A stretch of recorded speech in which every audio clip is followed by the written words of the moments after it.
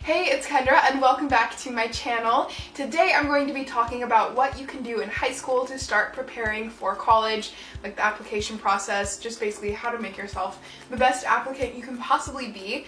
I have had a lot of comments from you guys. A lot of you guys are in high school and you're like wondering what you can do, a couple years before to get ready for college now, which is a great thing. It's awesome to be looking that far in advance, so you're as prepared as possible and you can get into the schools that you really want to get into. But before we get into this video, make sure you are subscribed down below to my channel for more videos like these and just to stay up to date. But without further ado, let's get right into these tips. So tip number one is pretty obvious and the most important one, but basically just make sure that your grades stay up or as high as you possibly can get them.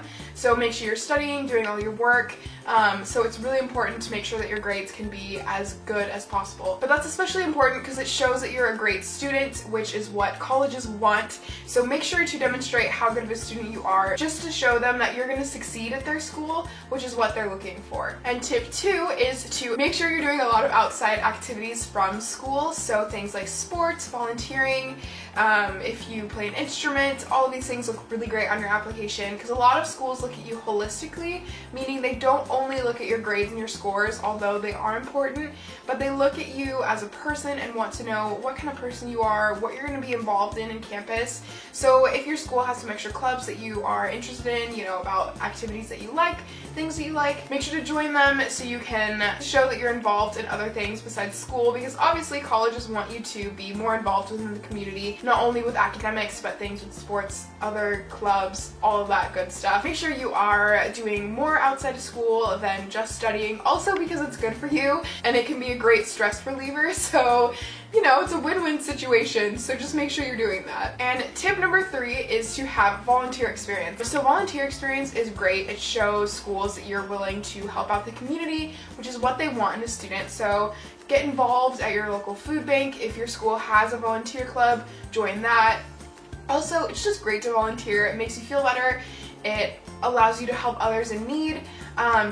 It's really, again, a win-win situation because you're helping out your greater community and also making yourself a better candidate for college. That'll really help you become a competitive candidate for a school if you have a lot of volunteer experience. So just make sure to be doing that. It's really simple, something, that's quick and easy to do, makes you feel better, helps the community, so it's just really great all around to be doing. Tip number four is to start picking out the colleges that you want to go to and then specifically look who they usually let in, their statistics, what do they value most? Do they value SAT scores? Do they value things that you do outside of school? Do they value grades? What do they want? So basically, don't become someone that you're not, but just try and make sure that you have those qualities in order to make sure that you can get into that school or that you even are competitive to be able to get in. This is a great thing to do because then you have a goal and what you're planning to do, and you know where you're going to be applying to, which can be pretty tough to figure out.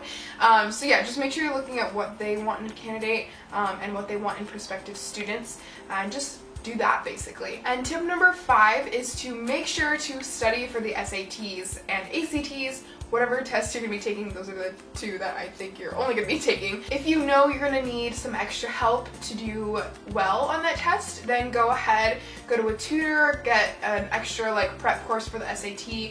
There's tons of them around. I know they can be pretty expensive, but I'm sure if you shop around you can find someone, or you can find a program that's pretty cheap. Or get just a study book, honestly. And also you can get those little vocab flashcards. They sell them at Barnes & Noble or Amazon. And I really recommend doing that once a day. Get a vocab word, know the definition, because the vocab section is obviously big on the SAT.